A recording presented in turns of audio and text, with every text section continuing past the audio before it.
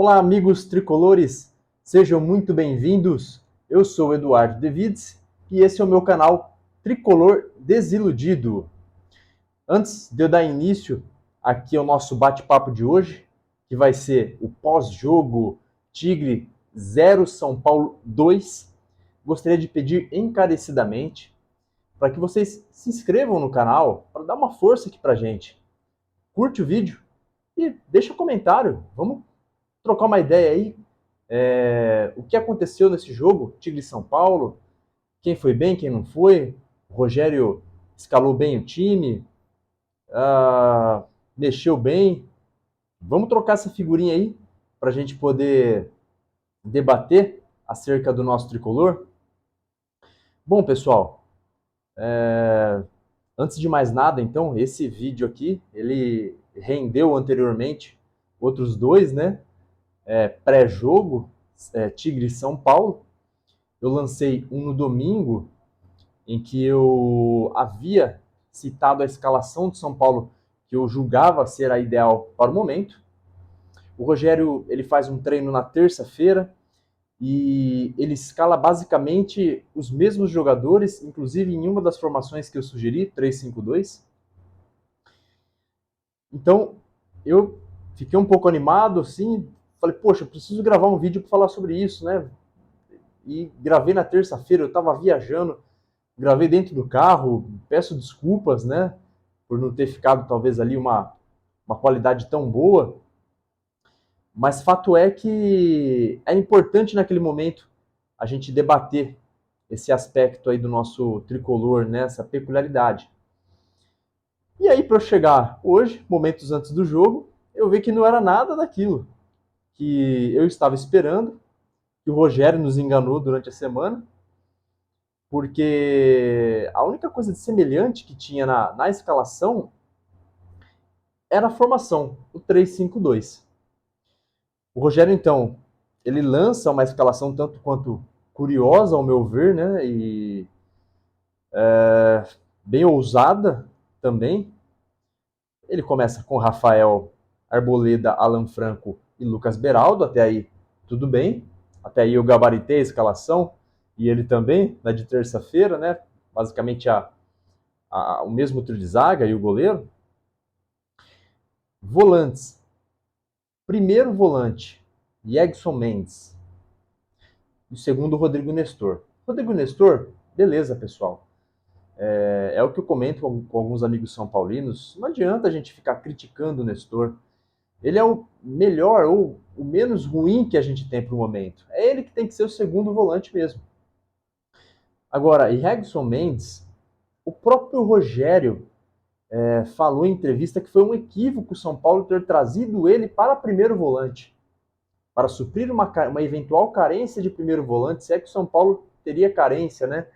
Porque tem dois volantes, primeiros volantes aí de bom nível, que é o Luan e o Bigodon, esqueci o nome dele, o Gabriel Neves, que sequer joga, né? Entra raramente. E o São Paulo vai lá e aposta no Mendes. E o próprio Rogério falou, não, ele não é primeiro volante, ele é segundo. E o Rogério vai e coloca ele, surpreende na escalação, coloca ele como primeiro volante. Na lateral direita, então, ele não colocou o Rafinha, conforme eu tinha apostado aí e o próprio Rogério mostrou durante os treinos. Ele apostou no Natan mesmo, que era o garoto que estava vindo, o garoto do Sub-20, que estava jogando Paulista. Na lateral esquerda foi uma baita de uma surpresa, bem arriscada essa solução que o Rogério tentou trazer ali, né? Ele já coloca de cara o Michel Araújo para ser o lateral esquerdo. Lembrando que o Michel Araújo, né, ele é um meio atacante. Ele tem habilidade, uma certa habilidade, mas para jogar do meio para frente. Até então eu fiquei um pouco ressabiado. E começou a me vir aquelas críticas, né, no meu pensamento, né? Poxa, você vai começar o cara que acabou de chegar, já vai colocar ele de titular numa posição que não é dele. Poxa, gente, vou bater na tecla de novo. E o Patrick do Sub-20 de São Paulo, das seleções brasileiras de base, garoto promissor, por que não apostar nele, né? Mas tudo bem, já que não seria o jogador que, ao meu ver, seria o ideal, então colocasse o Caio Paulista, mesmo que já estava vindo, já está mais ambientalizado, vamos assim dizer, né? Ele já vinha suprindo aí as ausências do Wellington, mas não, o Rogério surpreende e coloca o Michel Araújo. No meio, o Wellington Rato, beleza, era o que tinha pro momento. E o ataque eu já fiquei com uma pulga atrás da orelha. David Sene e Erisson El Toro. Então, o primeiro momento que eu vi essa escalação, eu já pensei, não vai dar certo. Ia soltar um palavrão aqui, mas deixa quieto, não vou falar.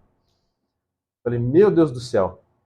O Rogério, ao invés de fazer o simples, na minha opinião, entrar com ao menos, né, o Luciano no lugar do David Sene e o Luan no lugar do Yegson Mendes, não. Ele entra com esses jogadores, Michel Araújo na esquerda, o Erisson na frente. Então, assim, ele tentou pegar o Tigre de surpresa e eu vou ter que concordar que ele conseguiu, né? Vou comentar um pouquinho do jogo, mas antes trazer aquele bastidor, né? O que se esperava de Tigre e São Paulo. Vai ter catimba, vai ter confusão por conta do episódio de 2012. E o que a gente viu que, o que eu pude perceber, que essa questão da rivalidade, né? Ele ficou mesmo numa questão extra-campo. Foram torcedores aí, me parece que mais do Tigres, né? Do Tigre, melhor dizendo, que ficaram provocando durante a semana. E, inclusive, o ônibus do Tigre, os jogadores do Tigre estavam chegando no estádio e eles foram apedrejados. O ônibus foi apedrejado pelo próprio torcedor do Tigre, que achou que era um ônibus do São Paulo. Então, percebam aí que essa rivalidade ela estava para fora das quatro linhas, graças a Deus. E graças a Deus que ninguém se machucou, pelo menos até onde eu sei, né? Não teve confronto entre torcidas. Dentro de campo, com relação a esse aspecto, pessoal, eu achei super tranquilo. Parecia um jogo comum, não eram rivais, quando muito rivais dentro de campo. Embora o jogo tenha tido um festival de cartões, o São Paulo e o próprio Tigre deixaram essa rivalidade, vamos dizer assim, boba, né? É uma coisa que aconteceu há 11 anos. Poxa, né? Não vale a pena levar para dentro de campo. É outra diretoria, são outros jogadores de ambos os times. Talvez o único jogador que estivesse naquele jogo é o próprio Rogério Ceni, que hoje é técnico. Então não valia a pena mesmo, de qualquer forma, trazer isso para dentro de campo e nem para fora, né? Mas evidentemente os jogadores endossarem essa rivalidade das torcidas, né? E mandar bala no jogo.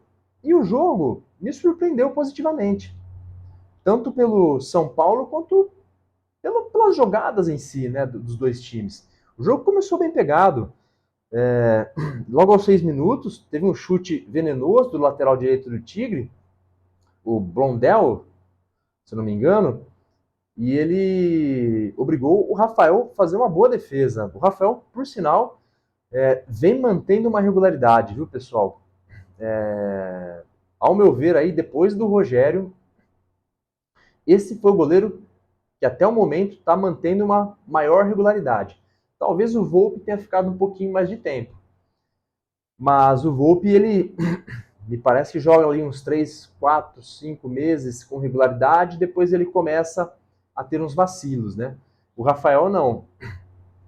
Ele vem mostrando até então que é merecedor de ser o titular e que não está sentindo o peso da camisa. Essa camisa pesadíssima para goleiro, principalmente, né, do São Paulo, que desde Rogério, Zete, Gilmar Rinaldi, vem sempre tendo goleiros selecionáveis aí no decorrer da sua história. Valdir Pérez também. Enfim, então logo aos 6 minutos ele já mostra o trabalho, né? Pegando esse chute de fora da área. Olha, o jogo teve, que nem eu havia dito, um festival de cartões. Eu até comecei a anotar, mas eu confesso que eu parei depois porque foram tantos de cada lado. O Wellington Rato tomou amarelo. Aos 8 minutos, outro milagre do Rafael, numa cobrança de falta que originou ali, que foi originada pela falta do Wellington Rato, que ele levou amarelo. Faz mais uma grande defesa. Aí o São Paulo aos 10 começa a dar uma pequena assustada. Uma jogada pela esquerda do Michel Araújo, ele cruza a bola rasteira para o David Ceni e ele bate, a bola vai para fora, né? Uma boa chance do São Paulo que o David Ceni não aproveitou. Na sequência aí, nós tivemos um outro gol, né? Que o David Ceni errou, um gol feito, na minha opinião. Tudo bem que estava impedido, mas ele recebeu uma bola numa condição muito boa, pessoal. Então, assim, a hora que chega na cara do gol, tem que guardar mesmo. Entendeu? A gente não sabe qual vai ser a próxima oportunidade do São Paulo, se é que vai ter, nessa fase que a gente está. Tem jogo que nem tem oportunidade. Então, se tiver uma, não tem conversa, tem que guardar. E o David Ceni não fez isso, muito embora ele estivesse impedido, né? Mas a parte dele ele teria que ter feito. Mais um cartão amarelo para o jogador do Tigre, o Luziatti. Depois, na sequência, teve do Nestor. E convenhamos, hein, pessoal? Cartãozinho bobo do Nestor. Na lateral de campo, deixou o cotovelo na cara do jogador. O cartão, ao meu ver, um pouco perigoso, viu? A depender ali do árbitro, eu já vi acontecer de dar vermelho, tá? Eles caracterizarem aquele cotovelo alto como uma agressão. Então ele correu o risco, o Nestor. Nossa, aos 25, teve uma jogada um tanto quanto arriscada do Natan. Se sai aquele gol ali, meu amigo, hoje a gente não estaria comemorando. Agora a gente não estaria comemorando, não, viu? Você pode ter certeza que o São Paulo, eu acho que não, né? Não ia virar o jogo, não. O Natan recebe a bola e recua. Dá um passe curto pro Rafael.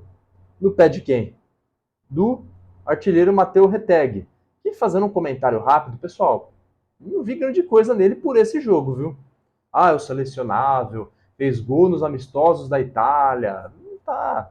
O Rafael Tolói também está sendo convocado. E é jogador de seleção da Itália, para quem acompanhou a Itália anos 90, né, que chegou na final da Copa de 94, ou a própria Itália campeã do mundo em 2006, pessoal mais recente, que acompanhou aí as Copas. Então, assim, não, ambos não são jogadores a essa altura, né, a esse nível.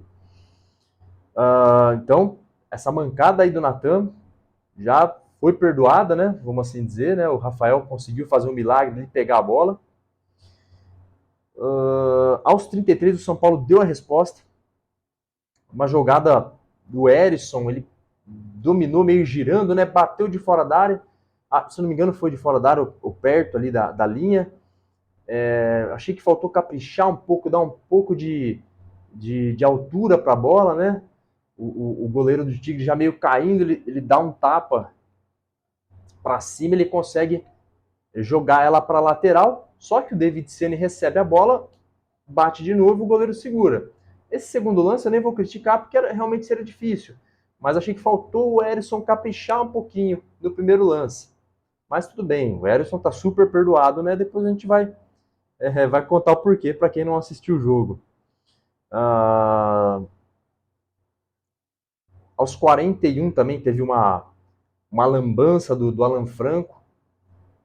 Uma bola boba ali que ele poderia recuar para o próprio Alan Franco, ou chutar para lateral, que seria o melhor, né?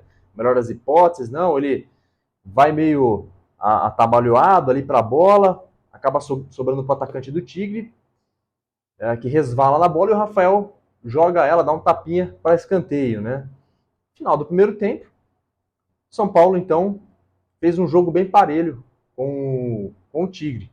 Algumas bobeadas que poderiam ter custado aí a vitória de hoje, mas por outro lado também o São Paulo chegou a incomodar o Tigre, não ficou só na inércia, só esperando, muito embora estivesse jogando fora de casa. O segundo tempo, então, o São Paulo vem com a mesma formação, o Tigre também, mas o São Paulo parece que vem com uma postura um pouco mais diferente, inclusive por conta dos seus laterais. Natan apoiando mais, Michel Araújo também mostrando mais qualidade. No primeiro tempo ele já havia ido bem, mas no segundo ali ele despontando um pouco mais, assim como o Natan. Já quase no começo, né, aos 10 minutos, quase que o Michel Araújo faz um gol.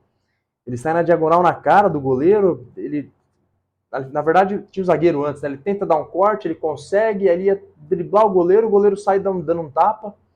Essa bola que volta ali atrás para o Yegson Mendes, que dá um chute rasteiro de fora da área, a bola bate na trave e sai. Então, São Paulo já mostrando seu cartão de visita no segundo tempo, né? Mostrando que não vai ficar recuado, que ia para cima sim. E aos 11 minutos, até que enfim, uma grata surpresa. O São Paulo fez o gol. E adivinha só, com o Erisson, quem eu havia criticado, não só ele, mas como outros jogadores do time, como o David Sene. O David Sene, que, outro parênteses aqui, não tem perdão, não foi bem hoje.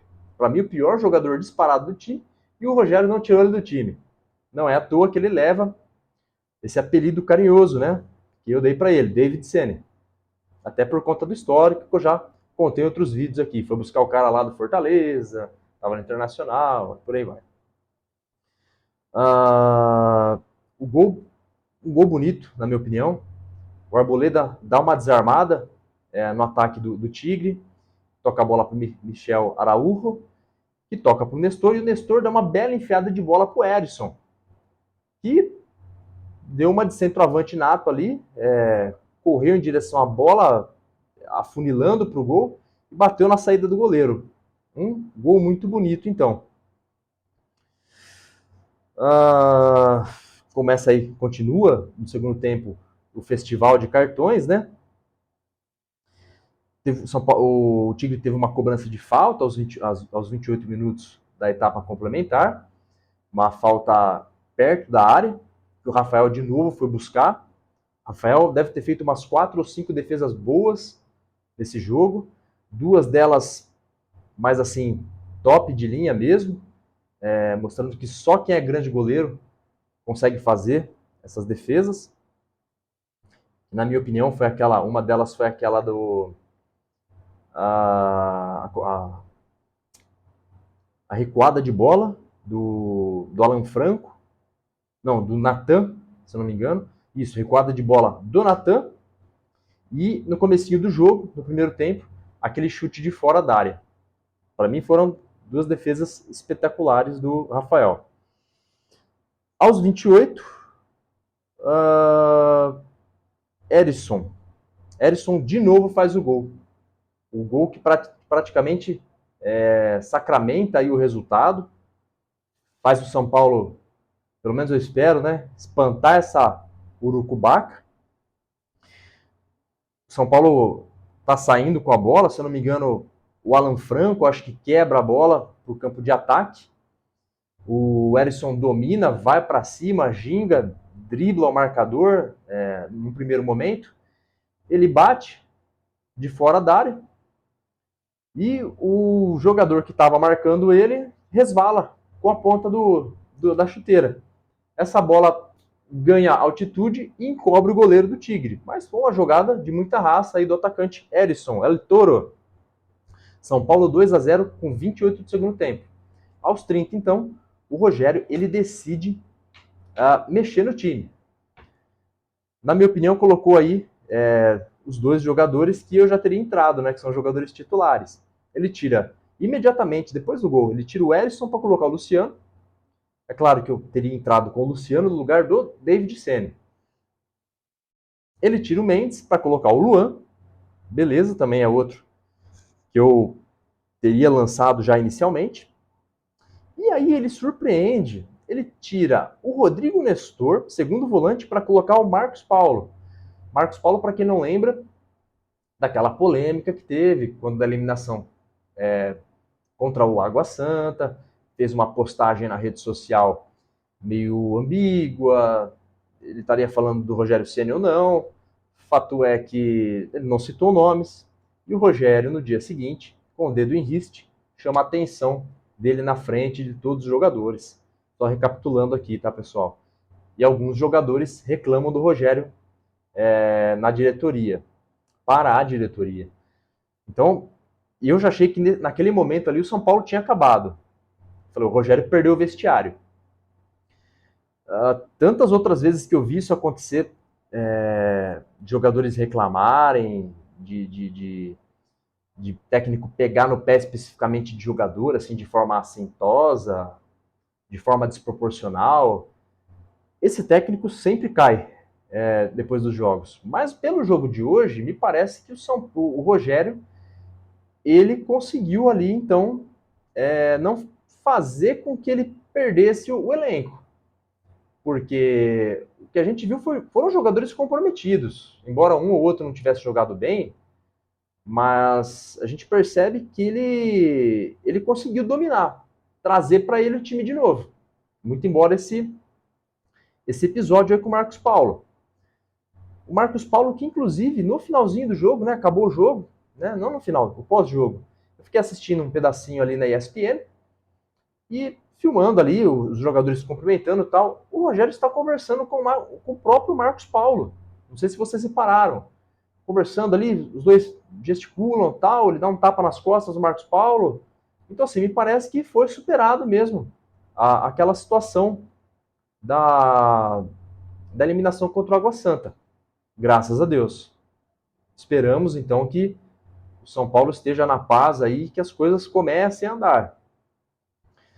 Na sequência, o Rogério tira o Wellington Rato e coloca o Alisson. O David Ceni erra um gol esquisitíssimo aí, aos 37, né? Domina uma bola na esquerda. Ele vai bater pro gol, acho que ele ia jogar na gaveta, ele pensou, né? Meu Deus do céu, jogou na bandeirinha de escanteio. E aos 38, o Rogério faz a última substituição, coloca o Natan, aliás, tira o Natan e coloca o Rafinha. Jogador que eu teria entrado e que ele mostrou que ia entrar também no treino de terça-feira. Bom, pessoal, fato é que depois do segundo gol do São Paulo não teve mais jogo, né? O Tigre ficou meio cambaleado ali, vamos dizer, né? O Tigre virou um gatinho, até tentou meter uma correria ali, mas o São Paulo até que dominou bem ali atrás, amassou o jogo. O Alisson ali também deu uma certa cadência. Os jogadores da frente quase não atuaram, né? O Luciano, o próprio Marcos Paulo mesmo não apareceu. Mas me parece que foi mais por uma circunstância do jogo mesmo do que eles não terem muito participado. Assim. Não vou criticar eles por conta desses 15 minutos finais, porque me parece que era uma estratégia de jogo mesmo. O São Paulo furar a bola. Bom, pessoal, então, com relação ao jogo de hoje, qual a conclusão que eu chego, né? O Rogério surpreendeu. Eu vou ter que tirar o chapéu para ele. Ele quebrou a minha cara. Eu tinha certeza que não ia dar certo essa escalação. Pelo contrário, ela deu.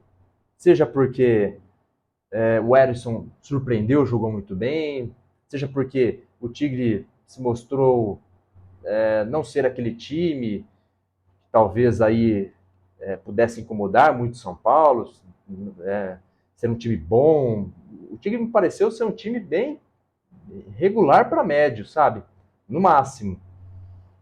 Então, o Rogério surpreende, sim. E eu tenho que tirar meu chapéu e reconhecer que ele acertou.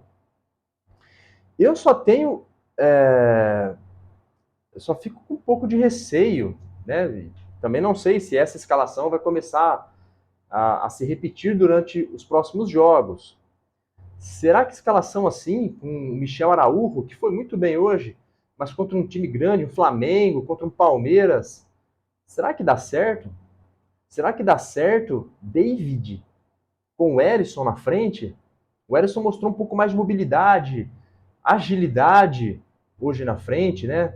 Surpreendeu, fez o melhor jogo dele até então com a camisa do São Paulo. Mas o David Ceni não mostrou para que veio até hoje, pessoal. Então, assim, essas apostas aí que eu fico um pouco com o pé atrás. E Egson Mendes vai continuar sendo o primeiro volante, sendo que o próprio Rogério havia dito que não ia dar certo. Então, Por hoje está ótimo, por hoje eu estou satisfeito. Mas não dá para se iludir. Sejamos sinceros. A gente precisa esperar ver como que vai ser aí o próximo jogo contra o Ituano, como que vai ser a próxima escalação e também os próximos jogos, né? A gente precisa sempre analisar dentro de um contexto aí de no mínimo uns 5, 7 jogos para dizer se o time está indo numa crescente, né? Está evoluindo ou não. Bom, pessoal, basicamente então era isso que eu tinha para tratar com vocês aqui. Dizer que por hoje eu fiquei satisfeito com o jogo, com os destaques do jogo, na minha opinião, o próprio Erisson, o Nestor foi muito bem, o Michel Araújo, o Rafael, goleiro, para mim foram os jogadores aí destaques. E vamos aguardar então como que vai ser o próximo jogo contra o Ituano. Muito obrigado vocês que nos assistiram aí novamente, você que está me assistindo aí mais uma vez, está me vendo pela primeira vez, melhor dizendo, né? Pedir para você que está me vendo aqui pela primeira vez, encarecidamente, se inscreve no canal, ajuda a gente a crescer aqui no YouTube. Também nos sigam aí nas outras redes sociais, no Facebook, Instagram, no TikTok, no Kawaii, vai estar lá Tricolor Desiludido. Tá facinho de vocês acharem, tá? Também acompanhe os nossos divertidíssimos shorts. Toda semana aí eu lanço algumas curiosidades em formato shorts no YouTube e saio publicando também nas minhas redes sociais. Algumas curiosidades como quem foi o primeiro goleiro a fazer gol pelo São Paulo? Vocês sabem quem foi? Eu estou explicando lá no short. Será que foi o Rogério? Dentre outros assuntos, Milan 8, São Paulo 1. Esse jogo que aconteceu em 1951, teve até narração. Acompanhem lá para vocês verem só o que eu lancei no 1º de abril. Então é isso, pessoal. Um grande abraço para vocês. Uma boa noite, um bom feriado, uma boa Páscoa. E a gente se vê no pós-jogo São Paulo e Ituano. Antes eu vou gravar um pré-jogo São Paulo e Ituano no domingo também. Confiram aqui no meu canal. Sempre à noite, por volta das 9, 10 da noite. Perfeito? Grande abraço. Tchau.